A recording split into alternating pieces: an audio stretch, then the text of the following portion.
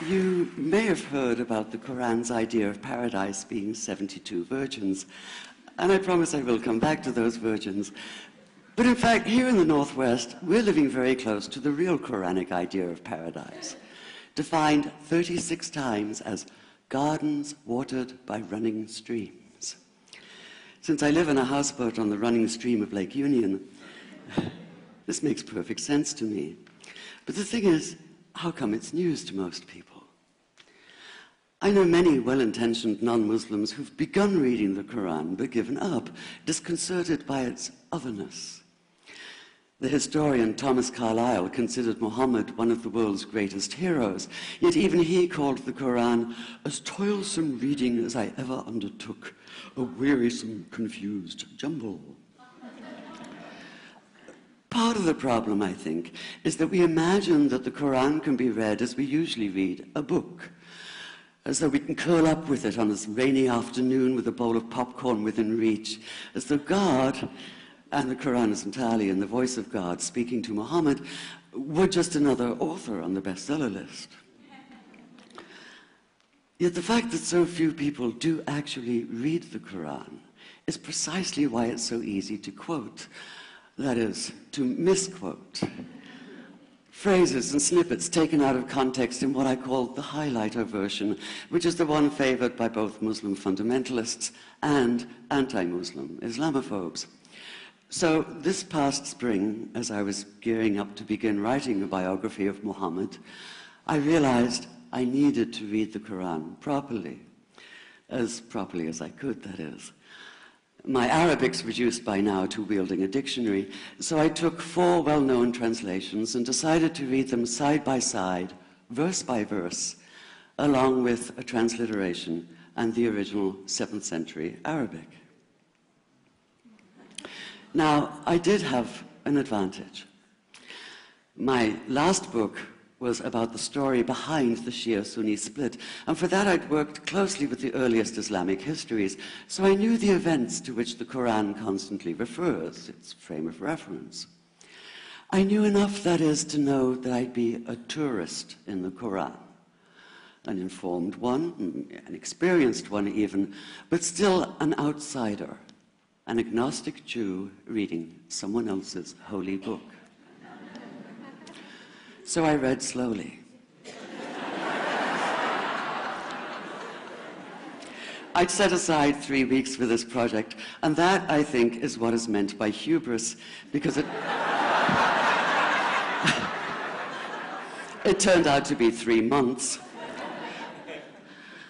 I did resist the temptation to skip to the back where the shorter, more clearly mystical chapters are, but every time I thought I was beginning to get a handle on the Quran, that feeling of, I get it now, it'd slip away overnight, and I'd come back in the morning wondering if I wasn't lost in a strange land. And yet the terrain was very familiar. The Quran declares that it comes to renew the message of the Torah and the Gospels, so 1/3 of it reprises the stories of biblical figures like Abraham, Moses, Joseph, Mary, Jesus. God himself was utterly familiar from his earlier manifestation as Yahweh, jealously insisting on no other gods. The presence of camels, mountains, desert wells, and springs took me back to the year I spent wandering the Sinai desert. And then there was the language, the rhythmic cadence of it, reminding me of evenings spent listening to Bedouin elders recite hours-long narrative poems entirely from memory. And I began to grasp why it's said that the Quran is really the Quran, only in Arabic. Take the Fatiha, the 7-verse opening chapter that is the Lord's Prayer and the Shema Israel of Islam combined. It's just 29 words in Arabic, but anywhere from 65 to 72 in translation. And yet the more you add, the more seems to go missing. The Arabic has an incantatory, almost hypnotic quality that begs to be heard rather than read, felt more than analyzed. It wants to be chanted out loud, to sound its music in the ear and on the tongue. So the Quran in English is a kind of shadow of itself, or as Arthur Arbery called his version, an interpretation. But all is not lost in translation. As the Quran promises, patience is rewarded, and there are many surprises. A degree of environmental awareness, for instance, and of humans as mere stewards of God's creation, unmatched in the Bible. And where the Bible is addressed exclusively to men, using the second and third person masculine, the Quran includes women, talking, for instance, of believing men and believing women, honorable men and honorable women. Or take the infamous verse about killing the unbelievers. Yes, it does say that, but in a very specific context. The anticipated conquest of the sanctuary city of Mecca, where fighting was usually forbidden. And the permission comes hedged about with qualifiers. Not you must kill unbelievers in Mecca, but you are allowed to, but only after a grace period is over. And only if there's no other pact in place. And only if they try to stop you getting to the Kaaba. And only if they attack you first. And even then, God is merciful, forgiveness is supreme, and so, essentially, better if you don't. This was perhaps the biggest surprise. How flexible the Quran is, at least in minds that are not fundamentally inflexible. Some of these verses are definite in meaning, it says, and others are ambiguous.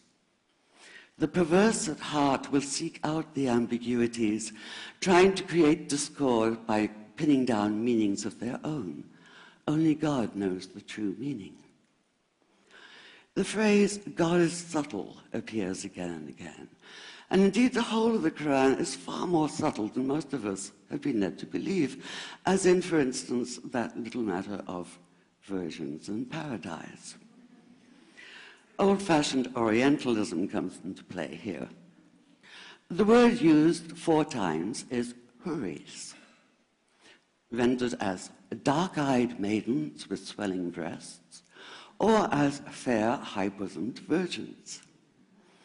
Yet all there is in the original Arabic is that one word, huris. Not a swelling breast or high bosom in sight. Now, this may be a way of saying pure beings, like in angels, or it may be like the Greek kos, or kore, an eternal youth. But the truth is, nobody really knows, and that's the point. Because the Quran is quite clear when it says that you will be a new creation in paradise, and that you will be recreated in a form unknown to you, which seems to me a far more appealing prospect than a virgin.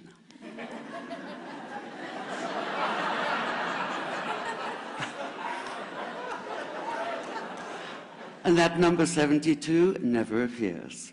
There are no 72 virgins in the Quran. That idea only came into being 300 years later, and most Islamic scholars see it as the equivalent of people with wings sitting on clouds and strumming harps. Paradise is quite the opposite. It's not virginity, it's fecundity, it's plenty, it's gardens watered by running streams.